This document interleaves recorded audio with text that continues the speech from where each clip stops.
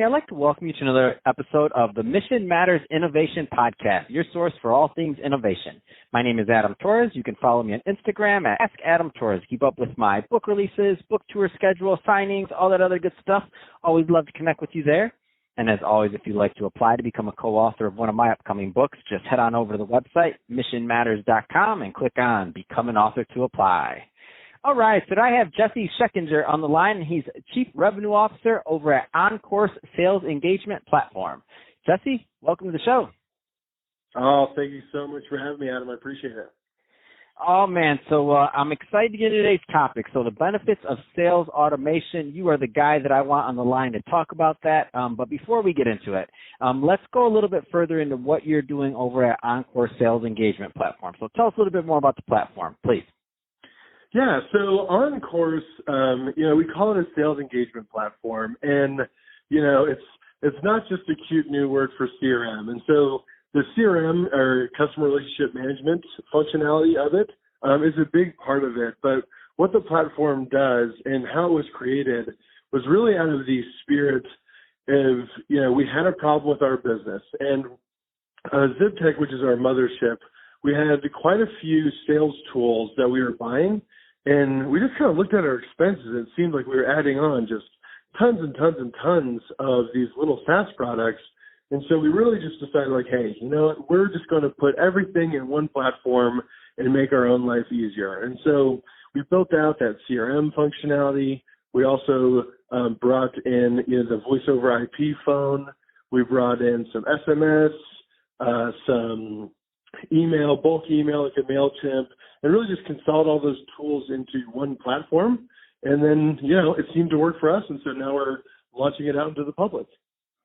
Man, that's exciting. And I love when a piece of software or a business or a profit center is really developed out of a need or a niche, because that's my entire business. Like, it was solving problems for ourselves, and then people start asking you for things, and then you're like, oh, that's how we got in the podcast business. I didn't know that was going to happen. So I love it, and I love how this works. That being said, I do want to go further into the benefits of sales automation. So what are some of the, before we get into the benefits, I want to talk a little bit more about what you feel are some of the problems that people kind of run into when they start thinking about automating process. Because we always hear this buzzword, right? Automation, and for some people it's like that unicorn out there, but for other people it just works, and they benefit from it daily. Well, and automation can be conceived in such different ways that you really kind of have to drill into what we're talking about, to your point, right? And so one of the things is when people say, like, oh, sales automation, does that just mean I'm just going to bombard people with all of the spam email? And automation certainly does not mean spamming, right? And so what you're really trying to do, and the way that we think about it, is as a salesperson or somebody responsible for going out and harnessing new relationships, how much of your job does it really take, that you don't need to burn brain cells on, right? And so there's some stuff that's just, you have to go through the motions, and you have to be doing this outreach, and you have to do all this kind of stuff. And so how can we take that part of the cake out of the job so we've freed up and we can increase our bandwidth by burning brain cells and the stuff that we need to, which is having the conversations with our clients and doing some of that stuff. And so when we talk about automation, we mean not only automating outreach and things like that, but also client retention, experience, internal processes, all of those things as well. So I'm a low-hanging fruit guy, so I always like to try and find what the easiest low-hanging fruit type of thing is, because that's normally where I think a lot of the bulk of, for many people, a lot of the bulk of the benefits are usually found, because it's really easy to get to really, when you're adding a new process or something else, to really benefit from it if it's done right. So that being said, in the context of your platform, what have you found are some of those just low-hanging fruit processes that time and time again, when you're working with new clients, you're like, oh, we're going to hit this one out of the park because we're going to help them with that. We're going to help them with that. We're going to help them with that. I mean, what are some of those things? Yeah, so the number one thing is more and more people are selling on LinkedIn. And they're using LinkedIn as a platform, or they should say as a channel, to try to drive revenue through. And you can literally just spend hours going through trying to read people connect. Then once they connect, you're going to go back. You're hopefully you're not going to be one of those people that just throws up their entire value prop on the first message. You're going to really try to get a relationship started, get some of those things started. And so one of the things our tool does with automation is we have a Chrome plugin that inside of the LinkedIn platform, it'll allow you to set up a search with Sales Navigator, and then you can just automatically, it'll be reaching out to people, asking for connections. Then you can set up an automated message that then goes out thanking people for those connections. And then the last part of it is it'll actually prompt up a manual message. And what I mean by that is it's not going to be a canned message, but it's going to prompt you with maybe a template that you can then take a couple times to personalize it, make sure that you're, studying up on the person you're reaching out to, but it'll prompt through and then help you just go through those. And so you're eliminating 2 out of the 3 steps you need to do.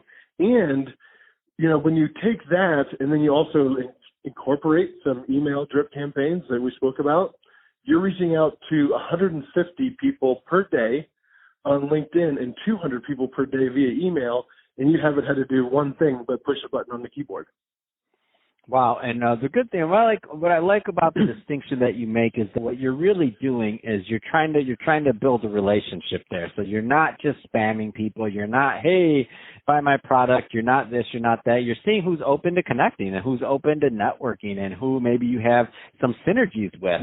And that's what I think becomes really interesting about your process. So it's the same thing as and the way I always like to tell people is I'm like, just think about it like this. When you went to a networking event like in person, there's the person that goes and tries to has a stack of cards and hands 100 of them, and then there's the person that wants to talk to 10 people and make 10 meaningful connections. Which one do you want to be? That's the way I look at it. Exactly, right? Because the biggest problem with some of the automation in the world, because you kind of have to use responsibly, right? Because we've given people this machine gun to just blast the desert full of emails.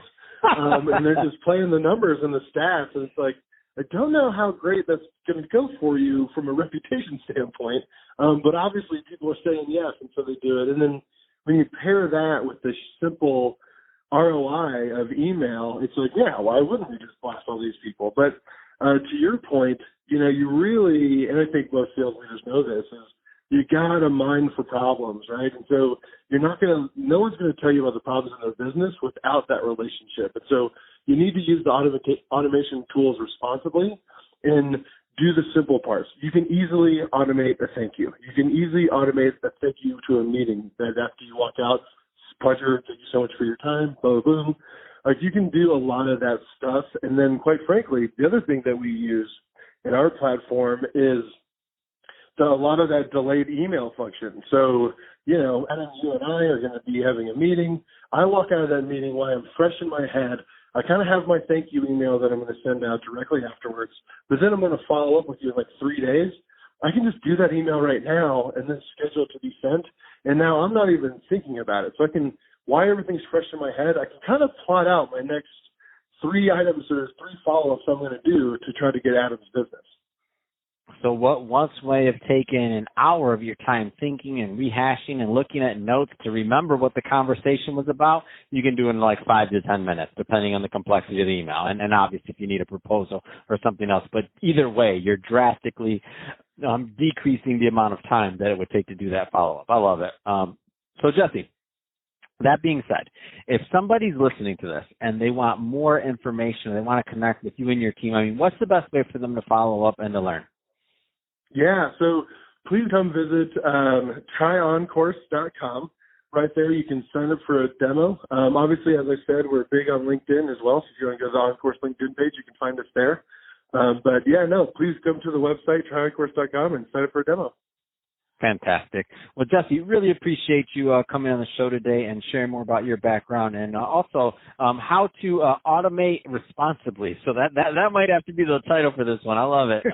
And to the audience, as always, thank you for tuning in. Hope you got a lot of value out of this. If you did, don't forget to subscribe to the podcast, leave me a review on the Apple iTunes Store, and if you're watching this on our YouTube channel, Mission Matters Innovation, definitely give us a subscribe there, but also leave us some comments in the video. Love love to know what kind of things and projects you're working on. And Gessie, thanks again for coming on the show.